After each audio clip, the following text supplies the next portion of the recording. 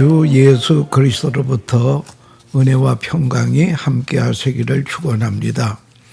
오늘은 누가복음 12장 15절에서 21절 말씀을 봉독합니다. 그들에게 이르시되 삼가 모든 탐심을 물리치라. 사람의 생명이 그 소유에 넉넉한 데 있지 아니하니라 하시고 또 비유로 그들에게 말하여 이르시되 한 부자가 그 밭에 소출이 풍성하며 심중에 생각하여 이르되 내가 곡식 쌓아둘 것이 없으니 어찌할꼬.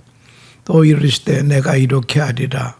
내 곡간을 헐고 더 크게 짓고 내 모든 곡식과 물건을 거기 쌓아두리라.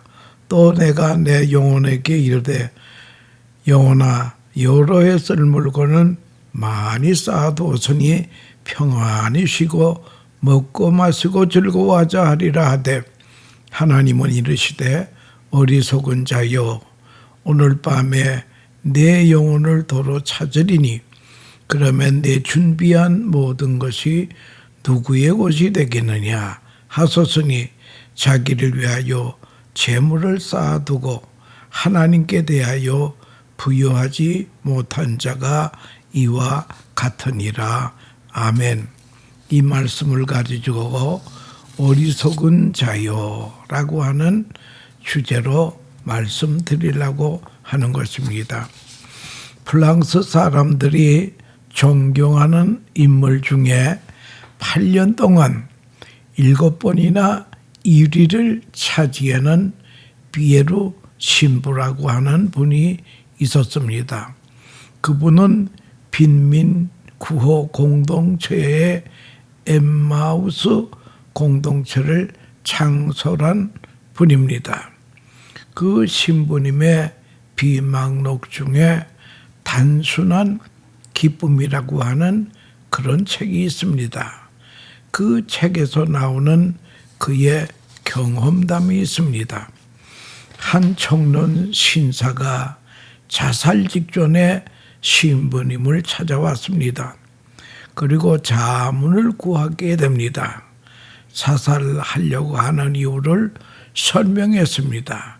가정적인 문제, 경제적인 파탄, 사회적인 지위, 모든 상황으로 나는 지금 죽을 수밖에 없다라고 하는 것입니다.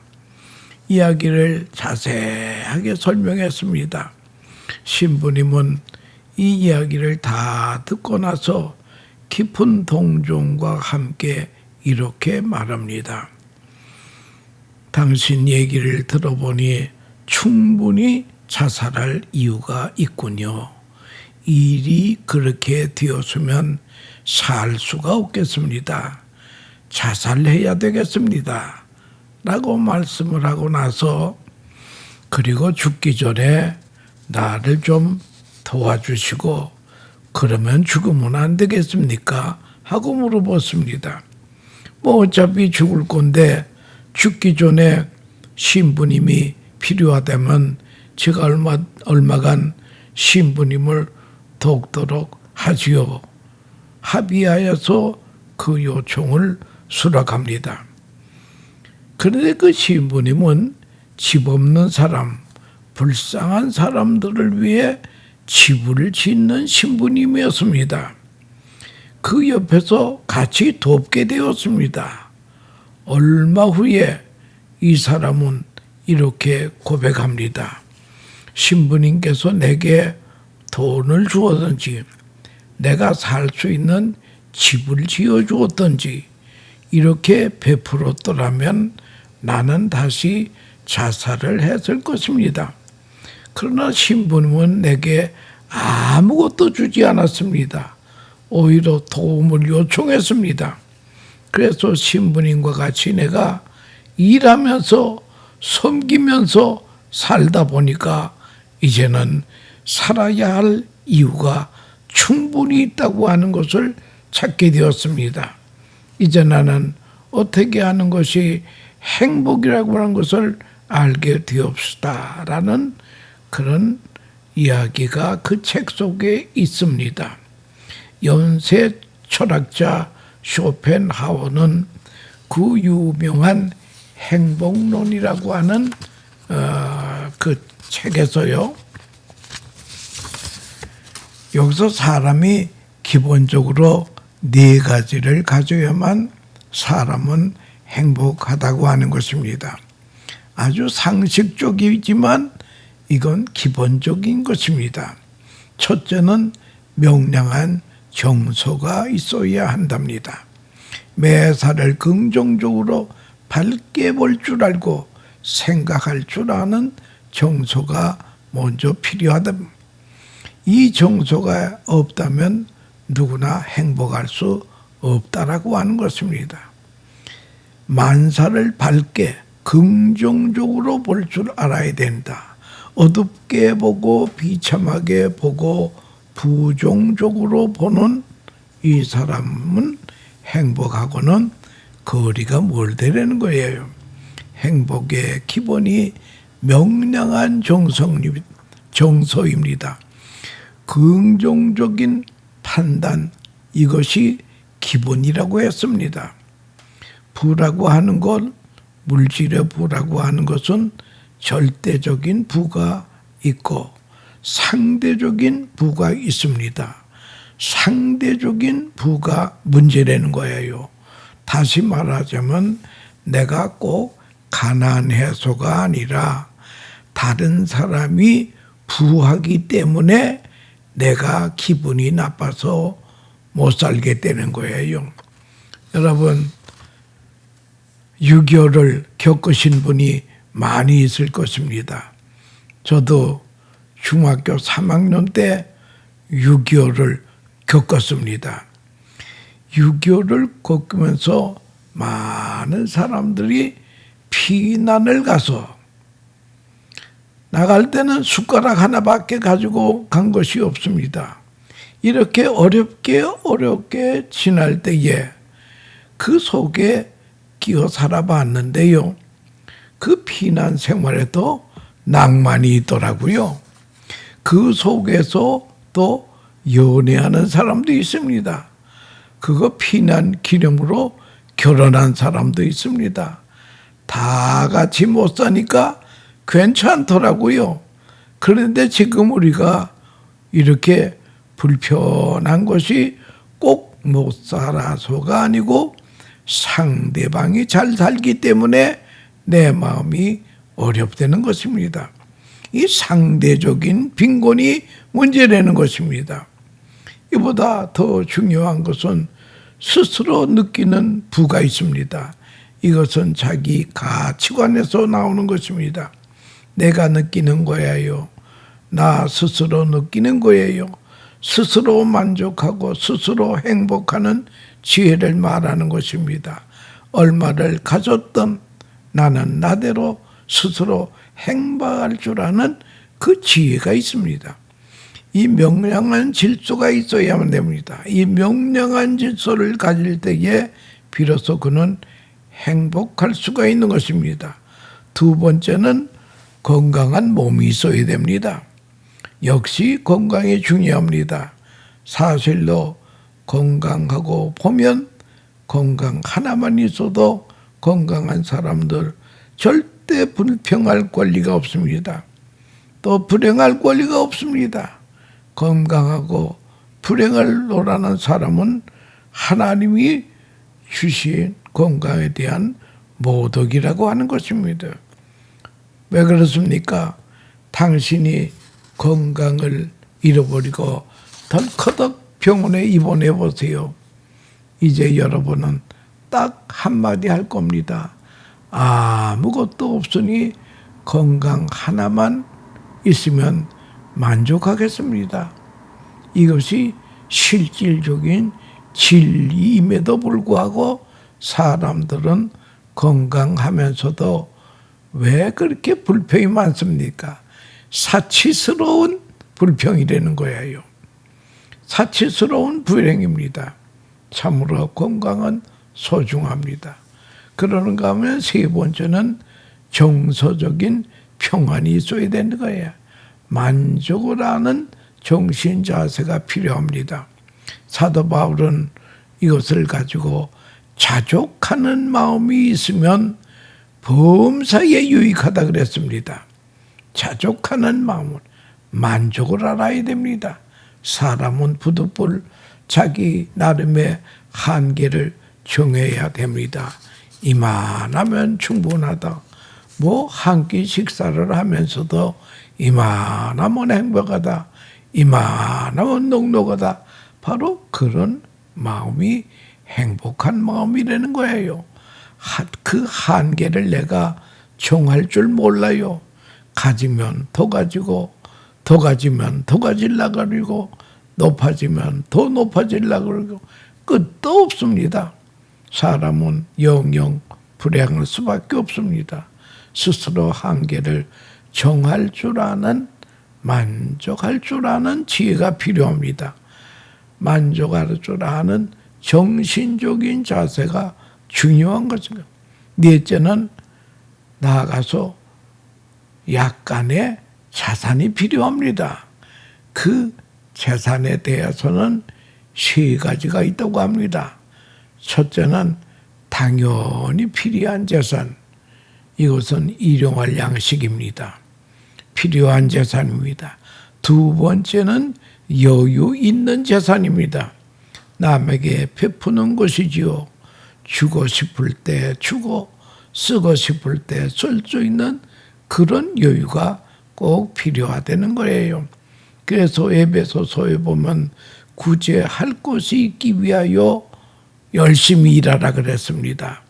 내가 먹고 살기 위해서 일하는 것이 아니라 구제하기 위해서, 남에게 베풀기 위해서 일해서 여유의 재산이 필요하답니다.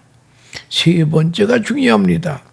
불필요한 재산이 있다고 해서요. 불필요한 재산, 이 재산 때문에 근심도 많고 걱정도 많고 건강도 잃어버리고 가정도 잃어버리고 자기 명예도 다 잃어버리는 사람이 많다라고 하는 것입니다. 오늘 본문에 나타난 어리석은 부자 이야기가 바로 세 번째 이야기입니다. 불필요한 재산을 가진 사람의 이야기예요. 여기에 어리석은 부자가 있습니다. 그는 결코 행복하지 못했습니다. 저는 이렇게 생각해 봅니다. 이 사람이 가난했더라면 어땠을까? 자기 가난하고 병들었다고 하면 예수님께 나와 구원도 받았을 거예요. 이 사람은 부자이기 때문에 예수님 앞에 나올 필요가 없습니다. 부자이기 때문에 어리석어졌습니다. 부자이기 때문에 불행한 사람이 되었습니다. 불필요한 재산이 너무 많았어요. 그 인격이 그 부를 감당을 못했습니다. 그 재산을 관리할 능력의 한계를 넘어서 지나친 부, 참으로 문제올시다. 밀리너리 가스펠이라고 하는 책이 있습니다. 백만장자 복음입니다. 거기서 강조하는 것이 그것입니다. 재산은 축복입니다. 그러나 그건 인격이 감당할 수 있어야 된다는 거예요. 내 정서가 감당할 수 있어야 됩니다. 내 가치관의 것을 충분히 주장할 수 있어야 됩니다. 관리 능력이 없는 재산, 이것이 바로 문제라고 하는 것입니다. 복권이라는 게 있지 않습니까? 복권이 당첨되면 참 여러 가지 희노애락이 갈리게 됩니다. 국가에서 이런 시책이 있는데 저는 그걸 못마땅하게 생각합니다. 예, 복권 당첨된 사람을 이렇게 추적해 보면 말이죠. 95%가 다 망했다는 거예요. 없던 돈이 생기니까 부부 사이도 헤어지고 부자 간에도 문제가 생기고 사회적인 지위도 문제가 되었다네. 이 복권 당첨이 망조가 들었다는 거예요. 불필요한 재산, 내게 있어서는 안 될 재산이 있어서 오만 부자지간에도 원수가 되고 부부간에도 원수가 되고 돈 때문에 이혼하고 이래 저래 망하게 되는 것입니다. 돈 때문에 인격이 파탄이 나버리고 말아요. 차라리 가난했더라면 참 좋은 사람인데 돈 몇 푼 손에 쥐면서 아주 망가진 사람만 되는 거예요. 이게 남의 이야기가 아닙니다. 여러분 깊이 생각해 보세요. 불필요한 재산이 문제가 된다라고 하는 것입니다. 오늘 본문에 부자가 있습니다. 이 사람은 근본적으로 문제를 파악을 잘못하고 있었어요.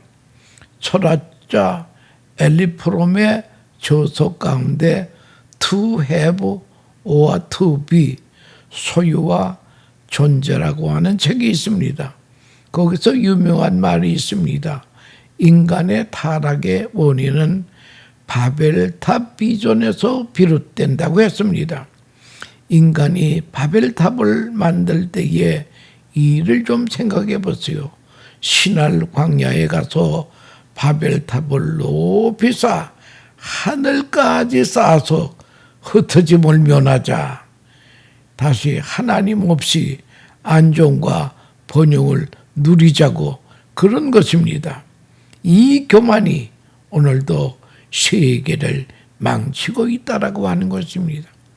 소유한 만큼의 존재의 가치가 있다고 하는 그릇된 철학과 오해가 인간을 비참하게 만든다고 하는 것입니다. 소유와 인격은 별개의 것입니다. 소유와 행복도 별개의 것입니다. 오늘 예수님 분명히 말씀했습니다. 15절에 사람의 생명이 그 소유에 넉넉한 데 있지 아니하니라.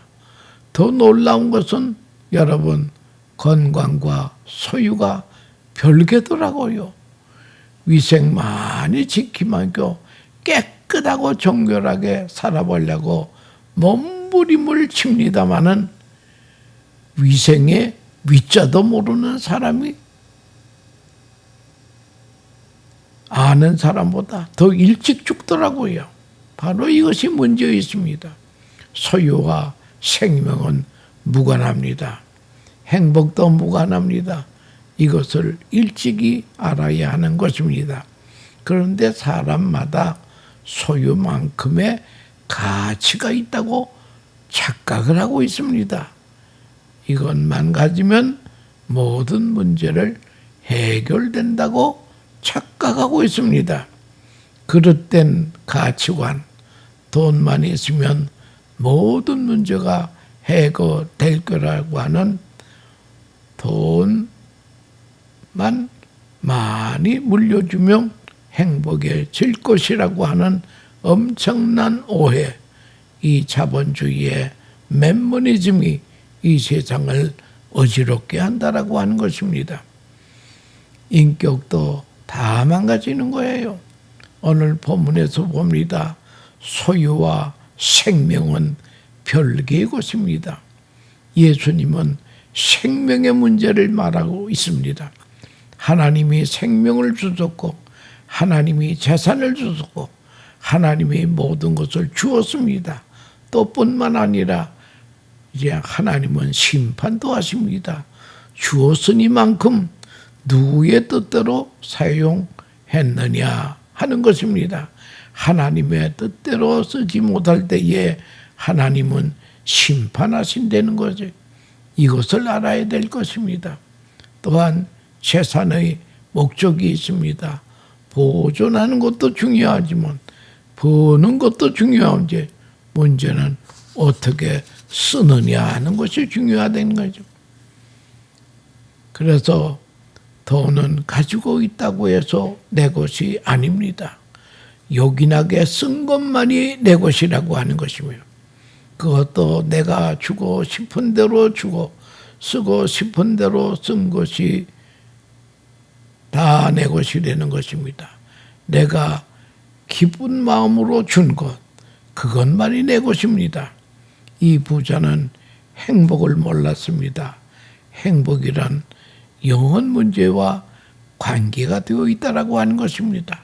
기본적으로 영혼의 문제가, 영생의 문제가 이게 기본적인 문제라고 하는 것을 합니다. 그러니까 이 죽음의 문제, 영생의 문제를 확보해 놓은 다음에 우리 물질이 의미가 있다라고 하는 것입니다. 이 죽음의 문제가 확보 안 된 물질은 아무런 의미가 없다라고 하는 것입니다. 그래서 탈무드에 이런 재미있는 이야기가 있습니다. 사람은 세상에 태어날 때 주먹을 꽉 쥐고 태어납니다. 모든 것을 다 가질 수 있는 것처럼. 그러나 사람이 죽을 때는 손을 펴고 죽습니다. 여러분, 죽는 사람 보세요. 손을 딱 펴더라고요. 이게 상징적인 의미가 있는 것입니다. 손을 딱 펴고 가는 거예요. 그래서 유명한 거견이 있습니다. 수의, 죽은 사람이 입는 옷 아닙니까? 수의에는 주머니가 없다는 거예요. 여러분 잘 들어두세요. 주머니가 없습니다. 행복이란 어디에 있습니까? 오늘 본문에 보니까 많이 가지고 평안히 쉬고 먹고 마시고 즐기자. 평안히 먹고 마시고 즐기자. 즐길 수 있는 이게 평안이라고. 이 재산이 그를 즐겁게 할 수 없다라고 하는 것을 알아야 됩니다. 오늘 본문에 자세히 읽어보면 내가라고 하는 소유격이 6번이나 나옵니다. 내가 나의 것을 내 집 창고를 짓고 내가 아무리 나라고 소리를 질러봐도 내 것이 아니에요. 하나님이 말씀하십니다. 하나님이 비웃으십니다. 20절에 하나님은 이르시되 어리석은 자요 오늘 밤에 내 영혼을 도로 찾으리니 그리하면 내 예비한 것이 네 것이 되겠느냐 하셨으니 여러분 죽기 전에 다 써야 됩니다. 정말 아깝거든 유서라도 써놓고 죽어야 된다는 거예요. 여러분 우리가 죽을 때 아무것도 가지고 갈 수가 없습니다. 그러나 이 땅의 보화를 하나님 나라에 미리 보낼 수도 있다라고 하는 것입니다. 마태복음 6장 19절에 네 보물을 하늘에 쌓아두라. 하늘에 쌓아두라. 이 본문의 말씀입니다. 자기를 위하여 재물을 쌓아두고 하나님에 대하여 부여하지 못한 자가 이와 같으니라. 이게 바로 결론입니다. 세상의 보화는 갈 때는 한 푼도 못 가지고 가지만 그래도 미리 보내는 방법이 있습니다. 그 미리 보내는 방법이 무엇인가 하니 이 땅에 가진 보화를 하나님의 뜻대로 쓴 것은 하늘나라 창고에 미리 보낸다라고 하는 것을 그걸 우리가 알아야 되겠습니다. 그러니까 이 세상에는 두 가지 부자가 있더라고요. 행복한 부자가 있는가 하면은 불행한 부자가 있다는 거예요. 하나님 나라를 위해서 하늘에 쌓아둔 하늘에 많이 쌓아둔 부자는 행복한 부자올시다. 그러는 게 땅에다가 쌓아두고 쌓아둘 수 없을 정도로 많이 쌓아둔 건 걸림돌이 되어 망가져버리는 인간이 되는 것입니다. 비참한 인간, 돈의 노예가 된 인간, 거기다가 목숨을 건 인간, 어리석은 사람이 없시다. 그래서 하나님은 오늘 본문에 어리석은 자요라고 하는 말이 있습니다. 여러분 한 번 가는 인생길을 우리가 어리석게 가면 안 되겠습니다. 하나님의 청지기답게 살다가 하나님 앞에 가서 보고할 자료가 있어야 된다는 것이요. 혹시 내게 불피해란 것이 있는가 살펴보시기 바랍니다. 어리석은 부자가 되지 말고 지혜로운 부자, 거룩한 부자, 행복한 부자가 되는 복을 받으시기를 축원합니다. 감사합니다.